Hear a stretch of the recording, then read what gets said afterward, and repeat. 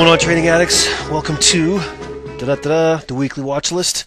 This is Jeff Kohler, aka the Option Addict, from over at www.tradingaddicts.com. Got some pretty good stuff for you this evening. We'll kind of kick off the conversation where we left it last week.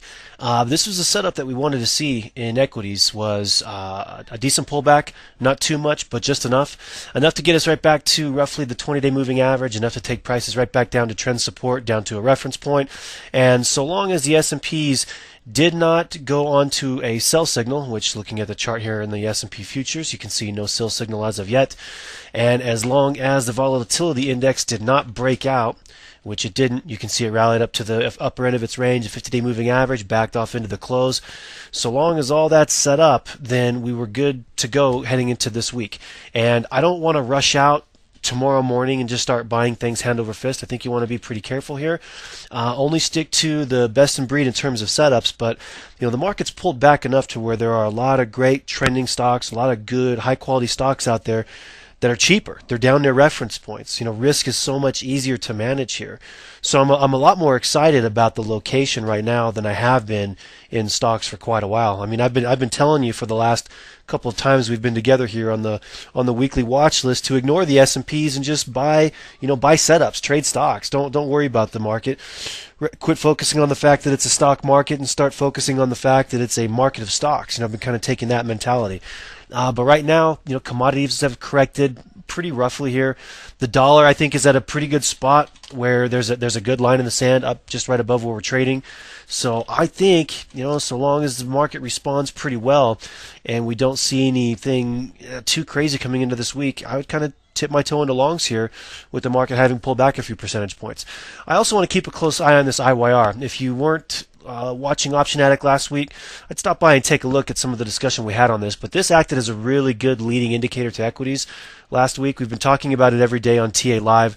For those of you that are on the Trading Addict site, you kind of know what I'm talking about, but I'd watch this. If the market is soft and yet the IYR is up and stays strong, then I think that's your go-ahead signal to buy stocks. If the market's up but yet the IYR is soft, it's not participating, it's heavy, which it was the last couple of sessions, don't buy. Just kind of sit back and wait it out.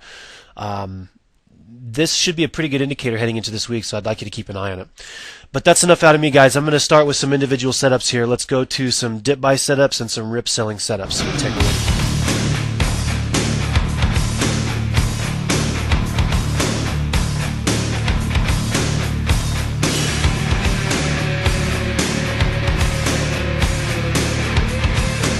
So my dip buy setups, if you look at that list, I'm pretty geeked about it. That's the best high quality dip buying setup list I've had in a long time. I'm pretty excited about the number of opportunities there.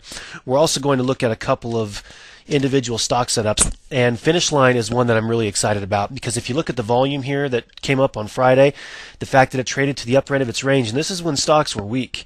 Granted, Finish Line bucked the trend. I think it's ready to break out of this consolidation pattern. In fact, I'm pretty confident that it's going to do that. So Finish Line, I think, is something that if it opens up relatively strong tomorrow, I think that's a trade worth taking. Looking for a breakout here and a move up to about 18 over the next couple of weeks. That looks like a decent long heading into the holidays. So Finish Line, I like here. I also think this is the week where we might see a decent move out of old UPS and FedEx. UPS being the one you probably want to gravitate towards. It's been holding its 50-day moving average. So really it's a dip buy setup, but it's not because you've got some equal highs, you've got some rising lows. You can make an argument for maybe some kind of a triangle pattern here, which is why I thought I'd talk about it. But FedEx, on the other hand, while it's been a little bit more of a laggard, you can see there's definitely more of a symmetrical triangle type setup here. 50-day moving average also holding, so looking for a dip buy, maybe a breakaway from these ranges. I think you ought to get some movement in those this week. Capital One. If you're a bear here, you got to be watching this descending triangle setup in Capital One, and it's not too far down. I still think you can trade this if equities are soft, looking for a breakdown beneath 37.50. Now, I wouldn't wait for that breakdown to take the trade. I'd actually take it here, so long as prices stay beneath the 200-day moving average. So, if equities open up strong, if this thing gets back up to the 200-day and rejects it again, that's where you want to look to short. Home Depot and Lowe's look kind of interesting to me here. Volatility is still pretty cheap on these names. They've coiled up right here, just barely above the 200-day and the 50-day moving average. So look for a breakaway in those names. Home Depot I like just a little bit better.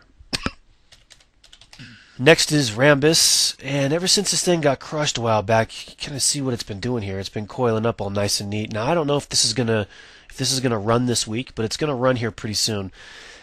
And I think if it gets one more touchdown there at the 50-day moving average, that'll be the next one you want to buy. I also like this little cup and handle setup in ROVI. I've been watching this one for quite a while. It's been holding up really, really well, especially in the last few days while equities have been pretty heavy. Might try to buy this dip if equities open up strong tomorrow, and then just looking to anticipate the breakout later on in the week. ROVI, I like Bunge BG. Been tracking this one for a little while. Decent location right here before it breaks out. Head and shoulders pattern in LPL. I don't know if any of you guys traded that head and shoulders pattern in TSL last week, but that trade alert managed to net over 500% in those puts. It was a great trade. Staples. There it is. I like this little coiling pattern right here. I also like the inverse head and shoulders pattern. So if a break away from this, I think should be pretty powerful. And I think in terms of price objective, I'm looking at least over a $2 move. Two little flag patterns here. American Eagle. You can see the flag right through here, down off the 50-day moving average. I think that's an okay location. If it starts to turn up, I like this one heading into earnings too. American Eagle.